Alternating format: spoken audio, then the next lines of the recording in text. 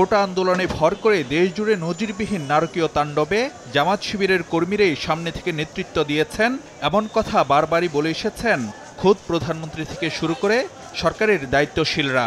Metro rail station সহ বিভিন্ন গুরুত্বপূর্ণ সরকারি স্থাপনায় বেছে বেছে হামলা চালায় এই চক্র, যার ক্ষত এখনও রয়ে গেছে রাজধানী সহ দেশের বিভিন্ন প্রান্তে। এমন পরিস্থিতির মধ্যে সোমবার বিকেল 5:30টায় গণভবনে বৈঠকে বসে 14 দল। আওয়ামী লীগ সভাপতি প্রধানমন্ত্রী শেখ হাসিনার সভাপতিত্বে প্রায় 3.25 ঘণ্টার এই বৈঠকে আলোচনা হয় সাম্প্রতিক পরিস্থিতি নিয়ে। সভায় প্রস্তাব ওঠে সন্ত্রাসী কার্যক্রমে জড়িত থাকার অভিযোগে জামায়াত শিবিরের রাজনীতি নিষিদ্ধ করার, আর তাতে সর্বসম্মতিক্রমে সায় দেন ক্ষমতাসীন আওয়ামী লীগের নেতৃত্বাধীন জোট 14 দলের নেতারা।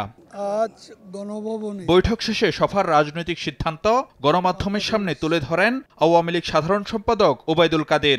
এই সন্ত্রাসী গোষ্ঠী যে প্রক্রিয়া এসব হত্যাকাণ্ড ঘটিয়েছে তা ইতিহাসে নজিরবিহীন।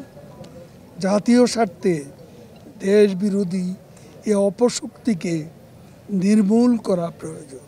14 দলের এ সভায় সর্বসম্মতিক্রমে সিদ্ধান্ত হয় জামাত শিবির গোষ্ঠীর অপশক্তি রাজনীতি নিষিদ্ধ করার জন্য।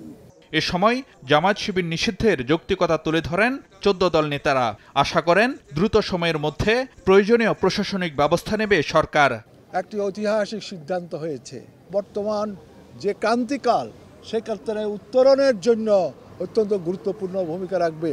কোটা আন্দোলনকে কেন্দ্র করে চিহ্নিত জামাত শিবির জঙ্গি সন্ত্রাসীরা রাষ্ট্রের উপরে আক্রমণের মধ্য দিয়ে রাষ্ট্রের বিরুদ্ধে যুদ্ধ ঘোষণা করেছে। জামাত শিবির সন্ত্রাসী গোষ্ঠী রাষ্ট্রের উপরে আক্রমণটা এখনো বন্ধ করেনি। তাই মনে করি বাংলাদেশের সাংবিধানিক ধারা, গণতান্ত্রিক ধারা, রাজনীতিকে রক্ষা করতে হলে বাংলাদেশের সন্ত্রাসী জঙ্গি সশস্ত্র গোষ্ঠীর রাজনীতি ধ্বংস করার লক্ষ্যে তা নিষিদ্ধ করা দরকার। আমাদের প্রস্তাব দিয়েছি, আশা করছি দেশের প্রধানমন্ত্রী শেখ হাসিনা তার সরকার নিয়ে প্রয়োজনীয় প্রশাসনিক পদক্ষেপ করবে। আমরা বারবার বলে এসেছিলাম, এবার এই ঘটনার মধ্য দিয়ে প্রমাণিত হয়েছে কত ভয়ঙ্করভাবে তারা রাষ্ট্র এবং বাংলাদেশের স্বাধীনতা সরহদ থেকে আক্রমণ করতে পারে। আর সময় ক্ষেপণ না করে জামাত শিবিরকে নিষিদ্ধ করতে হবে। আমরা আশা করি মাননীয় প্রধানমন্ত্রী এ ব্যাপারে তার প্রয়োজনীয় ব্যবস্থা গ্রহণ করবেন। নিশ্চয়ই 1-2 দিনের মধ্যেই আমরা এই সিদ্ধান্ত পাব। 14 দলের বৈঠকে শিক্ষার্থীদের নিরাপত্তা ও শিক্ষা জীবনের সুরক্ষা নিশ্চিতে সরকারের প্রয়োজনীয় ব্যবস্থা নেওয়ার উপর জোর দেওয়া হয়। এছাড়া কোনো শিক্ষার্থী ও নিরপরাধ মানুষ যেন হয়রানির শিকার না হন সেদিকে নজর রাখার আহ্বান জানানো হয়। ফারুক ভিয়া রবিন, সময় সংবাদ, ঢাকা।